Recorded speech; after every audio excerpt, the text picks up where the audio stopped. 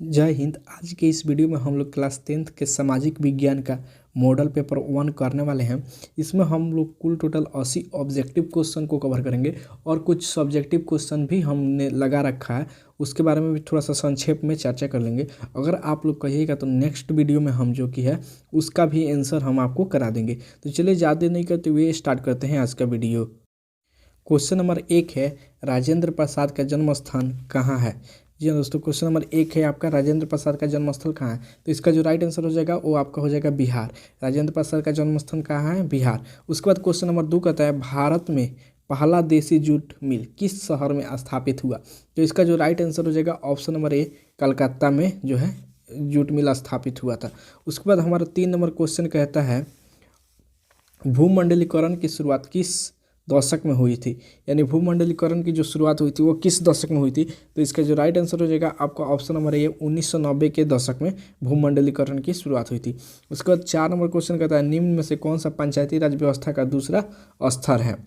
तो ये दूसरा स्तर पूछ रहा है कौन सा है। तो इस 4 का जो आपका राइट आंसर हो जाएगा आपका पंचायत समिति। ये ऑप्शन नंबर सी में जो दिया है पंचायत समिति।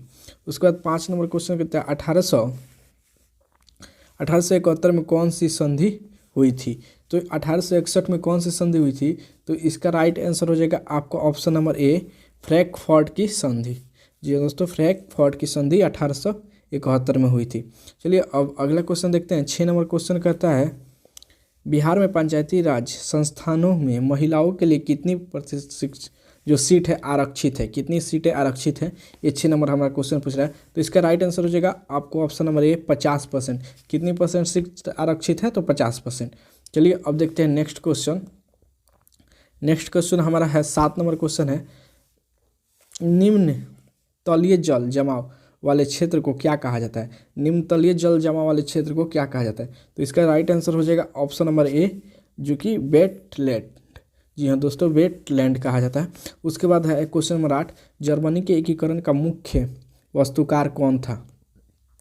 यानी जर्मनी के एकीकरण, ये हिस्ट्री का क्वेश्चन है आपका, कि जर्मनी के एकीकरण का मुख्य जो है वास्तुकार यानी नींव उसका कौन रखा। तो इसका जो राइट आंसर हो जाएगा आपको ऑप्शन नंबर डी हो जाएगा, बिस्मार्क। कौन था, बिस्मार्क। उसके बाद 9 नंबर क्वेश्चन कहता है, तूतीकोरिन पतन किस राज्य में स्थित है। तूतीकोरिन जो पतन है वो किस राज्य में स्थित है। तो 9 नंबर का आंसर आपका सी हो जाएगा, यानी तमिलनाडु राज्य में स्थित है। ठीक है। उसके बाद आता है, स्वर्णिम चतुर्भुज योजना महामार्ग इनमें से किस शहर को नहीं जोड़ता है। जो स्वर्णिम चतुर्भुज योजना महामार्ग है इनमें से किस शहर को नहीं जोड़ता है। तो आपका 10 का जो आंसर हो जाएगा आपको ऑप्शन नंबर बी हो जाएगा, गुवाहाटी को नहीं जोड़ता है। उसके बाद आता है 11 नंबर क्वेश्चन। 11 नंबर क्वेश्चन कहता है, महात्मा गांधी ने सत्याग्रह का पहला प्रयोग कहाँ किया था। तो सत्याग्रह का पहला प्रयोग कहाँ किया था। तो 11 का जो आपका सही आंसर हो जाएगा ए, चंपारण में। कहाँ किया था, तो चंपारण में किया था। ठीक। उसके बाद 12 नंबर क्वेश्चन आता है, अखिल भारतीय किसान सभा का गठन कहाँ और कब हुआ था। तो इसका जो राइट आंसर हो जाएगा 12 का आपका ऑप्शन नंबर सी, लखनऊ 1936 में हुआ था। ठीक। उसके बाद देखते हैं 13 नंबर क्वेश्चन, निम्नलिखित में से किसे पटना का नाम आजिमाबाद किया। जी हाँ दोस्तों, किसने पटना का नाम आजिमाबाद किया। तो इसका जो राइट आंसर हो जाएगा 13 का आपको ऑप्शन नंबर डी, अजीमुर्रा शाह। ठीक है। उसके बाद आता है 14 नंबर क्वेश्चन। 14 नंबर क्वेश्चन कहता है, नरोत्तम सिंहानुक कहाँ का शासक थे। जी हाँ दोस्तों, नरोत्तम सिंहानुक कहाँ के शासक थे। तो इसका जो राइट आंसर हो जाएगा आपका 14 का ऑप्शन नंबर सी हो जाएगा, यानी कंबोडिया के शासक थे। कहाँ के शासक थे, कंबोडिया के। उसके बाद 15 नंबर क्वेश्चन कहता है, भारत में न्यूनतम मजदूरी कानून किस वर्ष पारित हुआ। भारत में न्यूनतम मजदूरी कानून किस वर्ष पारित हुआ। तो इसका जो राइट आंसर हो जाएगा आपको ऑप्शन नंबर डी हो जाएगा, 1948 में पारित हुआ। ठीक है। अब बढ़ते हैं अगले क्वेश्चन की ओर। 16 नंबर क्वेश्चन कहता है, यूरोप वासियों के लिए किस देश का साहित्य और विज्ञान प्रेरणा का स्रोत है। यह दोस्तों, यूरोप वासियों के लिए किस देश का साहित्य एवं विज्ञान प्रेरणा का स्रोत है। तो इसका जो राइट आंसर हो जाएगा आपको ऑप्शन नंबर डी हो जाएगा, यानी इंग्लैंड का। ठीक है।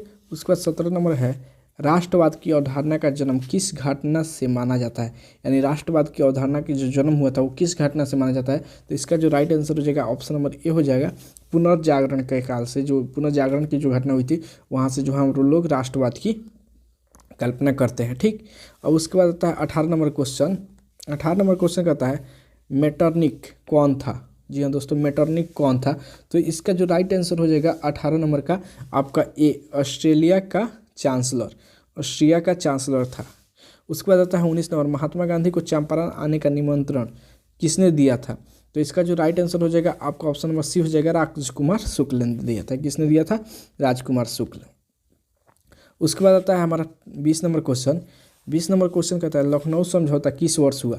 जी दोस्तों, लखनऊ समझौता जो हुआ वो किस वर्ष हुआ? तो इसका जो राइट आंसर हो जाएगा ऑप्शन नंबर ए, 1916 में। जी हाँ दोस्तों, कब हुआ? 1916 में। उसके बाद आता है हमारा 21 नंबर क्वेश्चन, भारत का डाक विभाग कितने जोनों में विभाजित है? जो भारत का डाक विभाग है वो कितने जोनों में विभाजित है? तो इसका राइट आंसर हो जाएगा ऑप्शन नंबर ए, यानी 8 जोनों में विभाजित है। उसके बाद 22 नंबर क्वेश्चन आता है 2011 की जनगणना के अनुसार बिहार की साक्षरता दर कितनी है? ये 2000 अभी वर्तमान की नहीं पूछ रहा, ये 2011 की जनगणना के अनुसार पूछ रहा है। तो इसका राइट आंसर आपका हो जाएगा ऑप्शन नंबर सी, यानी 61.8%। ठीक है। उसके बाद आता है 23 नंबर क्वेश्चन। 23 नंबर क्वेश्चन कहता है बिहार की पहली रेल लाइन कौन थी? जी हाँ दोस्तों, बिहार की पहली रेल लाइन कौन थी? तो इसका जो राइट आंसर हो जाएगा आपका ऑप्शन नंबर बी हो जाएगा, east India railway, east India railway. ठीक है। उसके बाद आता है आपका क्वेश्चन नंबर 24, कहलगांव ताप्तीय विद्युत परियोजना किस जिले में अवस्थित है? कहलगांव जो ताप्तीय विद्युत परियोजना है वो किस जिले में अवस्थित है? तो 24 का आपका ऑप्शन नंबर बी हो जाएगा, यानी भागलपुर में अवस्थित है। कहाँ अवस्थित है? भागलपुर में। उसके बाद आता है क्वेश्चन नंबर 25, बिहार की राजधानी कहाँ है? तो ये तो सबको मालूम होगा, बिहार की राजधानी पटना है। ठीक है। उसके बाद आता है क्वेश्चन नंबर 26, तीनकठिया प्रणाली किन पर लागू थी? जो तीनकठिया प्रणाली थी वो किन पर लागू थी? तो इसका जो राइट आंसर हो जाएगा आपका 26 का ए हो जाएगा, यानी किसानों पे जो थी ये लागू थी। और 27 नंबर क्वेश्चन कर रहा है इनमें से कौन चिपको आंदोलन से संबंधित है? यानी चिपको आंदोलन से किसका संबंध है इसको बताना है। तो 27 नंबर का जो राइट आंसर हो जाएगा आपका option number c, Sunderlal Bahuguna. कौन संबंधित है? सुंदरलाल बहुगुणा। उसके बाद आता है 28 नंबर क्वेश्चन। 28 नंबर क्वेश्चन कहता है सुंदरवन किस राज्य में स्थित है? तो इसका जो राइट आंसर हो जाएगा ऑप्शन नंबर ए हो जाएगा, पश्चिम बंगाल में। उसके बाद 29 नंबर क्वेश्चन कहता है इनमें कौन लोहा का अयस्क है? अयस्क यानी ज्योग्राफी का क्वेश्चन है आपका, तो अयस्क पूछ रहा है, तो इनमें से लोहा का अयस्क कौन है? तो इसका राइट आंसर हो जाएगा ऑप्शन नंबर सी, हेमाटाइट। कौन लोहा का अयस्क है? हेमाटाइट। ठीक। उसके बाद आता है 30 नंबर क्वेश्चन, सबसे घटिया कोयला है? जी दोस्तों, कोयला का जो प्रकार होता है ना, एंथ्रासाइट, बिटुमिनस, लिग्नाइट, पिट्स, ये जो 4 प्रकार होते हैं उसमें से सबसे घटिया पूछ रहा है, तो कौन होगा इसका राइट आंसर? ऑप्शन आपका 30 का जो है ऑप्शन नंबर डी हो जाएगा, यानी पिट्स। पिट्स जो है सबसे थी घटिया स्रोत है। एंथ्रासाइट सबसे अच्छा क्वालिटी है। ठीक है, यानी अच्छा गुण, माना सबसे बढ़िया जो कोयला है जिसको हम बोलते हैं एंथ्रासाइट को बोलते हैं। ठीक है। उसके बाद 31 नंबर क्वेश्चन कर रहा है निम्नलिखित में से किस खनिज के साथ प्राकृतिक गैस पाई जाती है? यानी जो खनिज तो पढ़े ही होंगे। अगर देखिए दोस्तों, हम क्वेश्चन जल्दी जल्दी इसलिए करा रहे हैं क्योंकि आपकी एग्ज़ाम नज़दीक है। आपका दिमाग जितने ज़्यादा क्वेश्चन देखे रहेगा या सुने रहेगा, वो एग्ज़ाम के समय में आपको थोड़ी सी सहूलियत मिलेगी।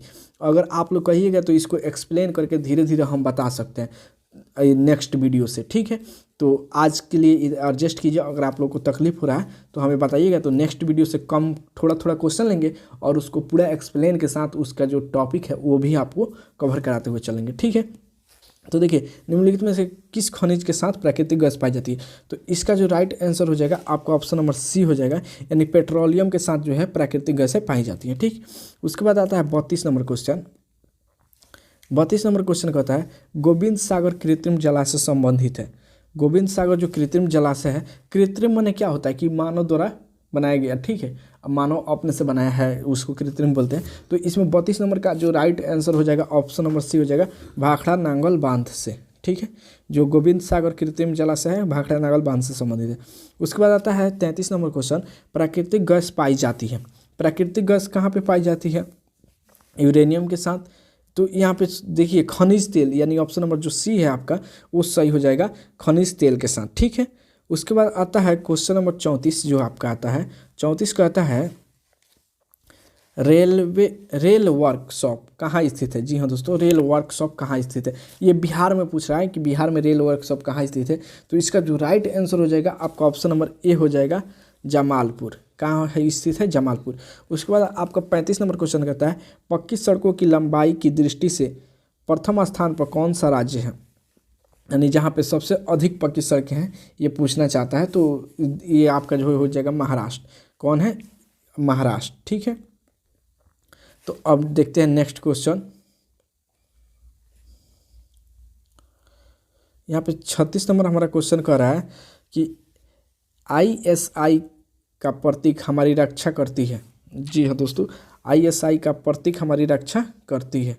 तो इसका जो राइट आंसर हो जाएगा 36 का आपका, वो हो जाएगा आपका ऑप्शन नंबर ए, नकली और गैर मानक उत्पादों से। ठीक है, नकली और गैर मानक उत्पादों से। ठीक है, उसके बाद 37 नंबर क्वेश्चन है राष्ट्रीय ग्रामीण रोजगार गारंटी योजना किस महापुरुष के नाम पर है? जी हाँ दोस्तों, किस महापुरुष के नाम पर राष्ट्रीय ग्रामीण रोजगार योजना चलाई जाती है? तो इसका राइट आंसर हो जाएगा 37 का आपका ए, महात्मा गांधी के नाम पे। ठीक, उसके बाद आता है 38 नंबर क्वेश्चन। 38 नंबर क्वेश्चन कहता है प्रत्यक्ष कर के अंतर्गत निम्न में से किसे शामिल किया गया है? यानी जो प्रत्यक्ष कर है इनमें जो है वो कौन सा इनमें से शामिल किया गया है? तो 38 नंबर का जो आंसर हो जाएगा आपका ए हो जाएगा, आय को। ठीक है, 39 नंबर निम्न में से कौन प्राथमिक क्षेत्र है? प्राथमिक क्षेत्र, द्वितीयक क्षेत्र, तृतीयक क्षेत्र तो आप जानते ही होंगे। तो इसमें से जो प्राथमिक क्षेत्र है कृषि हो जाएगा, ये जो है तृतीयक क्षेत्र हो जाएगा सेवा क्षेत्र, और उद्योग क्षेत्र जो है आपका द्वितीयक क्षेत्र हो जाएगा। ठीक, चलिए आगे बढ़ते हैं। 40 नंबर क्वेश्चन कहता है कृषि सुखाड़ होता है, यानी कृषि सुखाड़ से आप क्या समझते हैं, ये पूछना चाहता है। तो इसका जो राइट आंसर हो जाएगा 40 का आपका, 40 का राइट आंसर आपका बी हो जाएगा, मिट्टी के नमी में अभाव। ठीक है, यानी मिट्टी के जो नमी है उसमें अभाव हो जाता है, तो हम उसको बोलते हैं कृषि सुखाड़ हो गया। ठीक है, और 41 नंबर क्वेश्चन कहता है बिहार का बाढ़ग्रस्त क्षेत्र कौन सा है? यानी बिहार का बाढ़ग्रस्त क्षेत्र कौन सा है आपका पूछना चाहता है कि पूर्वी है, पश्चिमी है, उत्तरी है, दक्षिणी है या उत्तर पूर्वी है, ये पूछना चाहता है। ठीक है, तो इसका जो राइट आंसर हो जाएगा आपका 41 नंबर का, 41 का ए हो जाएगा, पूर्वी बिहार। यानी जो आपका पूर्वी बिहार है ये बाढ़ग्रस्त क्षेत्र है। ठीक है, इनमें से जो आपका 42 नंबर क्वेश्चन है, इनमें से कौन मानव जनित आपदा है? मानव जनित आपदा का मतलब क्या हुआ कि यानी मानव के कारण जो है उत्पन्न होती है। तो इसका जो राइट आंसर हो जाएगा आपको ऑप्शन नंबर डी हो जाएगा, इनमें से सभी। ठीक, उसके बाद आता है 43 नंबर क्वेश्चन। 43 नंबर क्वेश्चन कहता है डेक्कन ऑक्सडेसी रेलगाड़ी किस राज्य में चलती है? ठीक है, तो इसका जो राइट आंसर हो जाएगा 43 का आपका ऑप्शन नंबर सी हो जाएगा, यानी महाराष्ट्र में चलती है। ठीक, और उसके बाद 44 नंबर क्वेश्चन कहता है भारत का पहला नगर निगम कहाँ बना? भारत का पहला नगर निगम कहाँ बना? ये इसका जो राइट आंसर हो जाएगा आपको ऑप्शन नंबर बी हो जाएगा, यानी मद्रास चेन्नई में बना। नगर निगम मद्रास यानी चेन्नई में बना। ठीक, उसके बाद आता है हमारा 45 नंबर क्वेश्चन। 45 नंबर क्वेश्चन कहता है तिल चिन्ह की सहायता से यहाँ पे तल चिन्ह की सहायता से किसी स्थान विशेष की मापी गई ऊंचाई क्या कहा जाता है? मापी गई ऊंचाई को क्या कहा जाता है? ठीक है, इसमें ये पूछना चाहता है कि किस तल चिन्ह की सहायता से किसी स्थान विशेष की मापी गई ऊंचाई को क्या कहा जाता है? तो इसका जो राइट आंसर हो जाएगा आपका 45 का ए, ऑप्शन नंबर ए, स्थानीय ऊंचाई। ठीक, उसके बाद जो है 46 नंबर क्वेश्चन कहता है विनिमय का सर्वोत्तम माध्यम क्या है? यानी विनिमय का सर्वोत्तम माध्यम आपसे पूछना चाहता है। तो जैसे हम लोग पढ़े थे वस्तु विनिमय पढ़े होंगे, जो आपका मौद्रिक विनिमय प्रणाली पढ़े होंगे, ये सब, तो उसी में से पूछना चाहता है कि विनिमय का सबसे उत्तम जो है आपका प्रणाली कौन सा है? तो इसका जो राइट आंसर हो जाएगा 46 का ऑप्शन नंबर सी हो जाएगा, यानी मुद्रा। ठीक, उसके बाद आता है मुद्रा का कार्य क्या है? मुद्रा का कार्य क्या है? जी हाँ दोस्तों, ये जो है ये पूछना चाहता है मुद्रा का कार्य क्या है। यहाँ पे लिखा है मुद्रा का कार्य है। तो देखिए इन जो है आपका 47 का जो आंसर हो जाएगा आपको ऑप्शन नंबर डी हो जाएगा, यानी इनमें से सभी जो है मुद्रा के कार्य हैं। ठीक, उसके बाद आता है आपका 48 नंबर क्वेश्चन। 48 नंबर क्वेश्चन कहता है पंचायती राज संस्था को संवैधानिक दर्जा किस संविधान संशोधन से प्राप्त हुआ। यानी जो पंचायती राज को है संवैधानिक दर्जा किस संविधान संशोधन के माध्यम से दिया गया, तो आपका 48 का जो है 73वां संविधान संशोधन, यानी ऑप्शन नंबर बी हो जाएगा सही आंसर। ठीक, उसके बाद आता है भारत में वैश्वीकरण की प्रक्रिया कब शुरू हुई। जो भारत में ग्लोबलाइजेशन का जो काल है वो कब से शुरू हुआ, तो इसका जो राइट आंसर हो जाएगा आपका 49 का ऑप्शन नंबर ए हो जाएगा, यानी 1991 में। कब शुरू हुआ, तो 1991 में शुरू हुआ। ठीक, उसके बाद आता है क्वेश्चन नंबर 50 कहता है भारत में राष्ट्रीय उपभोक्ता दिवस कब मनाया जाता है, यानी कंज्यूमर्स डे कब मनाया जाता है। तो इसका जो राइट आंसर हो जाएगा 50 का आपको ऑप्शन नंबर डी हो जाएगा, यानी 24 दिसंबर को मनाया जाता है। कब मनाया जाता है, 24 दिसंबर को। उसके बाद क्वेश्चन नंबर 51 कहता है 17वीं लोकसभा का चुनाव किस वर्ष हुआ। जी हाँ दोस्तों, 17वीं लोकसभा का जो चुनाव है वो किस वर्ष संपन्न हुआ, तो इसका जो राइट आंसर हो जाएगा ऑप्शन नंबर बी हो जाएगा, यानी 2019 में जो है आपको संपन्न हुआ। और जो 2024 में जो चुनाव होगा वो 18वीं होगा। ठीक, 18वीं होगा लोकसभा का चुनाव। चलिए आगे बढ़ते हैं। जो है 52 नंबर क्वेश्चन कहता है भारत में राष्ट्रीय स्तर पर पंचायती राज की स्थापना कब हुई। भारत में जो है राष्ट्रीय स्तर पर पंचायती राज की स्थापना कब हुई, तो 52 का जो आपका राइट आंसर हो जाएगा आपको ऑप्शन नंबर ए हो जाएगा 1959 में हुई। ठीक, और उसके बाद कहता है क्वेश्चन नंबर 53 जो है आपका कहता है कौन सा कदम लोकतांत्रिक सुधार का सूचक है। जो लोकतांत्रिक सुधार का जो सूचक है इनमें से कौन सा तत्व है, तो इसका जो राइट आंसर आपका 53 का हो जाएगा ऑप्शन नंबर डी पंचायती राज। ठीक, पंचायती राज जो है लोकतांत्रिक सुधार का सूचक है। उसके बाद क्वेश्चन नंबर 54 कहता है आधुनिक युग में प्रत्यक्ष लोकतंत्र कहाँ है, यानी आधुनिक युग में पूछना चाहता है ये प्रत्यक्ष लोकतंत्र कहाँ है, तो 54 का जो आपका राइट आंसर हो जाएगा ऑप्शन नंबर डी, यानी स्विट्जरलैंड में। प्रत्यक्ष लोकतंत्र स्विट्जरलैंड में है। ठीक, अब नेक्स्ट क्वेश्चन की ओर बढ़ते हैं।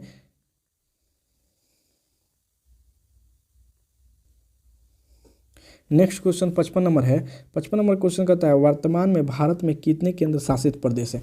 तो वर्तमान में जो केंद्र शासित प्रदेश हैं वो आपके 8 हैं। कितने हैं दोस्तों, 8 है। उसके बाद आता है क्वेश्चन नंबर 56 जो कहता है बिहार में पंचायती राज का स्वरूप है। पंचायती राज का जो है स्वरूप बिहार में क्या है, तो इसके बारे में पूछना चाहता है। तो इसका जो राइट आंसर हो जाएगा ऑप्शन नंबर डी, इनमें से सभी। यानी हमारे यहाँ ग्राम पंचायत भी है, पंचायत समिति भी है और जिला परिषद, तीनों का चुनाव होता है। तो हमारे यहाँ त्रिस्तरीय जो है पंचायती राज व्यवस्था है, तो इनमें से सभी हो जाएगा। ठीक, उसके बाद 17वीं लोकसभा में महिलाओं की संख्या, जो महिलाओं की संख्या है, जो 17वीं लोकसभा में महिलाओं की संख्या, जो 17वीं लोकसभा का चुनाव हुआ उसमें महिलाओं की कितनी संख्या है ये पूछना चाहता है। तो 57 का आपका हो जाएगा ऑप्शन नंबर ए 78। कितनी है, 78। ठीक, उसके बाद देखते हैं 58 नंबर क्वेश्चन। 58 नंबर क्वेश्चन में कहता है गठबंधन सरकार की पड़क प्रशासन पर क्या होता है। जो है गठबंधन सरकार की पड़क प्रशासन पे क्या होता है, तो ये जो है पकड़, ये पकड़ पूछना चाहता है, सॉरी जो है पकड़ पूछना चाहता है कि गठबंधन सरकार की पकड़ प्रशासन पे होता है, तो ये इसमें क्या पूछना चाहता है कि ढीला होता है या टाइट होता है या अति मजबूत होता है, कठोर होता है, इसके बारे में पूछना चाहता है। तो 58 का जो आपका हो जाएगा ऑप्शन नंबर बी हो जाएगा, यानी ढीला होता है। गठबंधन जो उसकी सरकार होती है, जैसे हमारे यहाँ अभी भी गठबंधन की सरकार है, जैसे आरजेडी और जेडीयू की जो सरकार है ये गठबंधन की सरकार है, और यहाँ पे प्रशासनिक स्थिति जो है ढीली दिखी जाती है। ठीक, उसके बाद आता है 59 नंबर क्वेश्चन। भारत में सर्वोच्च न्यायालय का मुख्य न्यायाधीश की नियुक्ति कौन करता है। तो यानी मुख्य न्यायालय के न्यायाधीश की नियुक्ति, जो सर्वोच्च न्यायालय के मुख्य न्यायाधीश की नियुक्ति है जो ये कौन करता है, तो इसका जो राइट आंसर हो जाएगा ऑप्शन नंबर बी, यानी राष्ट्रपति करती है। कौन करती है, राष्ट्रपति करते हैं। ठीक, अभी तो करती हैं लेकिन पुरुष होगा तो करते हैं। ठीक है, उसके बाद 60 नंबर क्वेश्चन है भारतीय योजना आयोग के प्रथम अध्यक्ष कौन थे। भारतीय योजना आयोग जो था उसके प्रथम अध्यक्ष जो थे वो कौन थे, तो इसका जो राइट आंसर हो जाएगा 60 का आपका ऑप्शन नंबर सी हो जाएगा, पंडित जवाहरलाल नेहरू। यानी जो प्रधानमंत्री होते हैं ना वही योजना आयोग के अध्यक्ष होते हैं। जैसे अभी नीति योजना आयोग की जगह पे क्या बना दिया गया, नीति आयोग, तो नीति आयोग का जो अध्यक्ष होंगे वो प्रधानमंत्री ही होते हैं। तो प्रधानमंत्री अभी श्री नरेंद्र मोदी जी हैं, तो नीति आयोग के अध्यक्ष अगर आपसे पूछे तो भी उन्हीं को हम लोग बताएंगे। ठीक, उसके बाद आता है आपका 61 नंबर क्वेश्चन। 61 नंबर क्वेश्चन कहता है किस राज्य में खनिज तेल का विशाल भंडार है। किस राज्य में खनिज तेल का विशाल भंडार है। तो 61 का जो आपका आंसर हो जाएगा ऑप्शन नंबर ए, असम में खनिज तेल का विशाल भंडार है। ठीक, उसके बाद आता है रेशम उद्योग का प्रसिद्ध केंद्र कौन है। रेशम उद्योग में सबसे अधिक कहाँ पे होता है ये पूछना चाहता है। तो इसका जो राइट आंसर है आपका ऑप्शन नंबर बी हो जाएगा, भागलपुर। उसके बाद आता है 63 नंबर क्वेश्चन, बिहार में सबसे कम वर्षा किस जिला में होती है। तो यहाँ पे वर्षा का पूछ रहा है, तो सबसे कम जो है वर्षा किस जिला में होती है, तो आपका 63 का ऑप्शन नंबर डी हो जाएगा, यानी बक्सर में होती है। ठीक, उसके बाद आता है आपका जो 64 नंबर क्वेश्चन है। 64 नंबर क्वेश्चन कहता है निम्नलिखित में से कौन दलित पैथन्स के कार्यक्रम से संबंधित नहीं है। तो इसका जो राइट आंसर हो जाएगा 64 का, वो हो जाएगा आपका ऑप्शन नंबर ए, दलित सेना के गठन। जी दोस्तों, कार्यक्रम से संबंधित पैथन्स के कार्यक्रम से संबंधित नहीं है, दलित पैथन्स के कार्यक्रम से संबंधित दलित सेना के गठन ये जो है ये नहीं है। ठीक, उसके बाद आता है 65 नंबर क्वेश्चन। 65 नंबर क्वेश्चन हमारा कहता है भारत में पहली बार भारत में पहली बार केंद्र में गैर कांग्रेसी सरकार कब बनी थी। यानी जो कांग्रेस की जो है उसकी विपक्षी पार्टी, जैसे अभी भी बीजेपी की सरकार है तो हम इसको गैर कांग्रेसी सरकार बोल सकते हैं, लेकिन ये ऐसी सरकार पहली बार कब बनी थी। तो इसका जो राइट आंसर हो जाएगा 65 का आपका ऑप्शन नंबर बी हो जाएगा, यानी 1977 में। ठीक, उसके बाद आता है 66 नंबर क्वेश्चन कहता है किनके नेतृत्व में 1977 में जनता पार्टी की सरकार का गठन हुआ था। तो इसका जो राइट आंसर हो जाएगा आपका 66 का ऑप्शन नंबर आपका सी हो जाएगा, यानी मोरारजी देसाई के नेतृत्व में जनता पार्टी। देखिए यहाँ पे कांग्रेसी पार्टी नहीं है, यहाँ पे जनता पार्टी है। यानी जब देश हमारा आज़ाद हुआ, जब पहली बार चुनाव हुआ, तब से लेकर 1977 तक केवल कांग्रेस का ही सरकार बनता रहा और कांग्रेस के ही प्रधानमंत्री बनते रहे। लेकिन 1977 में जो है वो जनता पार्टी के जो है सरकार बनी और उसमें प्रधानमंत्री मोरारजी देसाई जी बने थे। ठीक, यही कहना चाहता है।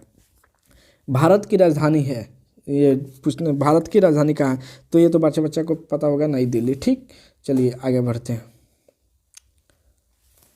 अगला क्वेश्चन कहता है 68 नंबर, 26 दिसंबर 2004 को विश्व के किस हिस्से में भयंकर सुनामी आया था। जो है 26 दिसंबर 2004 को जो है सुनामी सबसे ज़्यादा कहाँ आया था, विश्व के किस हिस्से में आया था, ये पूछना चाहता है। तो 68 का आपका ऑप्शन नंबर डी हो जाएगा, यानी बंगाल की खाड़ी में। ठीक, उसके बाद आता है 69 नंबर क्वेश्चन, भारत का सबसे पूर्वी राज्य है। तो भारत का सबसे पूर्वी राज्य कौन सा है। तो ये तो आप मैप अगर देखते होंगे, इंडिया का मैप देखे होंगे तो आपको याद ही होगा। ऐसे हम इसका बता देते हैं आंसर कि आपका जो है ऑप्शन नंबर डी हो जाएगा, अरुणाचल प्रदेश। ठीक, उसके बाद आता है 70 नंबर क्वेश्चन का, निम्न में से कौन सा आर्थिक आधारभूत संरचना के घटक हैं। आर्थिक आधारभूत संरचना घटक निम्नलिखित में से कौन सा है। तो इसका जो राइट आंसर हो जाएगा ऑप्शन नंबर ए, वित्त। ठीक, उसके बाद आता है जर्मनी के एकीकरण कब पूरा हुआ, यानी जर्मनी का एकीकरण कब संपन्न हुआ या पूरा हुआ। ठीक है, तो 71 का जो है आपका ऑप्शन नंबर सी हो जाएगा, 1871 में। ठीक, उसके बाद आता है 72 नंबर क्वेश्चन, निम्न में से कौन हमारे रहन सहन के स्तर को प्रभावित करता है। ठीक, यानी हमारे रहन सहन के स्तर को प्रभावित कौन करता है निम्नलिखित में से। तो 72 का जो है आपका ऑप्शन नंबर सी हो जाएगा, प्रति व्यक्ति आय। अगर मान लीजिए आपके घर के आपके पापा जी कमाते होंगे, तो अगर उनका पे स्केल अच्छा है, अगर अच्छा पैसा कमाते हैं, तो आपके रहन सहन, आपके कपड़े जो है, आपके स्कूलिंग, ये सब पे प्रभाव जरूर डालता है। ठीक है, तो यही पूछ रहा है। तो इसमें जो प्रति व्यक्ति आय है ये हमें प्रभावित करता है। राष्ट्रीय आय कितना है उससे हमको कोई ज़्यादा फर्क नहीं पड़ने वाला है, क्योंकि हम अभी भी देखें तो 11,000-12,000 रुपया पर मंथ जो है पर व्यक्ति का राष्ट्रीय आय बताया जाता है, लेकिन उतना हम लोग को मिल नहीं पाता है, तो इसलिए हमें वो प्रभावित नहीं करता। लेकिन प्रति व्यक्ति आय जो है हमें प्रभावित करता है। 73 नंबर क्वेश्चन देखिए, जो है अर्थव्यवस्था किस क्षेत्र में हरित क्रांति संबंधित है। जो अर्थव्यवस्था के किस क्षेत्र से हरित क्रांति संबंधित है। तो हरित क्रांति कृषि से संबंधित है। तो कृषि किस में आता है, तो प्राथमिक क्षेत्र में। तो ऑप्शन नंबर ए इसका सही आंसर हो जाएगा। ठीक, अब चलते हैं next question.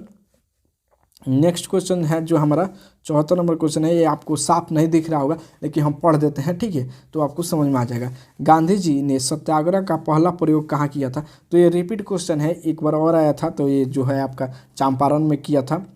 All India trade union की स्थापना किस वर्ष हुई थी? जो आपका 75 नंबर क्वेश्चन है, ऑल इंडिया ट्रेड यूनियन की स्थापना किस वर्ष हुई थी? तो इसका जो राइट आंसर आपका हो जाएगा ऑप्शन नंबर बी हो जाएगा, यानी 1920 में। कब हुई थी? 1920 में, ठीक। उसके बाद आता है 76 नंबर क्वेश्चन आपका। 76 नंबर क्वेश्चन आपका कहता है जो है बिहार के किस नदी की उत्पत्ति अमरकंटक से हुई है? ये अमरकंटक से किस नदी की उत्पत्ति हुई है? बिहार, जो बिहार में भी बहती है, इसका कहने का मतलब यही है। तो इसका जो राइट आंसर हो जाएगा आपका ऑप्शन नंबर सी हो जाएगा, यानी सोन नदी। अमरकंटक से कौन किस नदी का उद्गम स्थल है? सोन नदी का, ठीक। उसके बाद आता है भारत में सबसे बड़ा रेल क्षेत्र कौन सा है? जो भारत का रेल क्षेत्र है वो सबसे बड़ा रेल क्षेत्र कौन सा है? तो इस 77 का जो आपका आंसर हो जाएगा ऑप्शन नंबर डी हो जाएगा, उत्तर रेलवे क्षेत्र। जी हाँ दोस्तों, उत्तर रेलवे क्षेत्र सबसे बड़ा रेल क्षेत्र है। उसके बाद आता है आपका 78 नंबर क्वेश्चन। 78 नंबर क्वेश्चन कहता है सिंहली किस देश की राज्य भाषा घोषित किया गया है? सिंहली को जो है किस देश की राज्य भाषा घोषित किया गया है? तो इसका जो राइट आंसर हो जाएगा आपका 78 का ऑप्शन नंबर बी हो जाएगा, यानी श्रीलंका। सिंहली से श्रीलंका याद कर लीजिएगा, ठीक। उसके बाद 79 नंबर क्वेश्चन कहता है बिहार से पृथक राज्य का दर्जा कब दिया गया? जो बिहार को है पृथक राज्य का दर्जा कब दिया गया, ठीक। तो इसका जो राइट आंसर हो जाएगा ऑप्शन नंबर बी हो जाएगा, यानी 1912 में बिहार को पृथक राज्य का दर्जा दिया गया, ठीक। 80 नंबर क्वेश्चन कहता है आधुनिक शहर सबसे पहले कहाँ बसने शुरू हुए थे? जो आधुनिक शहर हैं वो विश्व में सबसे पहले कहाँ बसना जो है शुरू हुए थे? तो 80 का जो आपका राइट आंसर हो जाएगा ऑप्शन नंबर सी, यानी जापान में। आधुनिक शहर सबसे ज़्यादा कहाँ बसना शुरू हुए थे शुरुआत में? तो जापान में। तो आज का हमारा ऑब्जेक्टिव क्वेश्चन यहीं पर समाप्त होता है। तो और कुछ सब्जेक्टिव क्वेश्चन है, आप देख लीजिए और इसका स्क्रीनशॉट हम कहेंगे आपसे कि आप इसका स्क्रीनशॉट ले लीजिए और खुद से लिख के देखिएगा क्या कि इतना आप क्वेश्चन इसमें से लिख पा रहे हैं। अगर आपको क्वेश्चन समझ में नहीं आएंगे तो हमें कमेंट करके बताइएगा, तो हम आपको नेक्स्ट वीडियो में जो है जो सब्जेक्टिव क्वेश्चन हैं उनको भी कराने का कोशिश करेंगे। तो इसका स्क्रीनशॉट आप ले लीजिए, आई होप कि ये ले लिए होंगे। तो कुछ यहाँ पे क्वेश्चन है, ये जो दीर्घ उत्तरीय हैं इसका भी ले लीजिए। अब चलिए आप राजनीति विज्ञान यानी पॉलिटिकल का क्वेश्चन से यहाँ पे जो लघु उत्तरीय क्वेश्चन है इसका भी ले लीजिए। आप ये देख लीजिए लघु उत्तरीय हैं, तो इसका भी ले लीजिए स्क्रीनशॉट और इसका भी ले लीजिए, ठीक। और दो ही विषय का आज देख लीजिए, आपका हिस्ट्री का हो गया और राजनीति का। अगर इसमें आपको कोई तकलीफ आ रही है, क्वेश्चन समझ में नहीं आ रहा है, तो हमें कमेंट करके बताइएगा, तो हम कोशिश करेंगे कि उसका फुल एक्सप्लेन करके आपको अच्छे से वीडियो बना दें। और जो ऑब्जेक्टिव क्वेश्चन हम जल्दी जल्दी आपको करा रहे हैं, क्योंकि आपके एग्ज़ाम बहुत कम है, आप जितना ज़्यादा क्वेश्चन देखे रहिएगा उतना ही ज़्यादा आपको फ़ायदा करेगा एग्जाम पीरियड में। क्योंकि ऑब्जेक्टिव क्वेश्चन याद करने से उतना नहीं बना पाइएगा, लेकिन अगर आपके दिमाग के सामने से वो क्वेश्चन एक बार गुजरा होता है ना, तो आपको वो याद होता है ऑटोमेटिक। आप जो एग्जाम में बैठेंगे तो आपके सामने जो ऑप्शन आएगा तो उसमें से आप छांटने में जो है सक्षम रहेंगे, ठीक है। तो जय हिंद, मिलते हैं आपसे अपने अगले वीडियो में।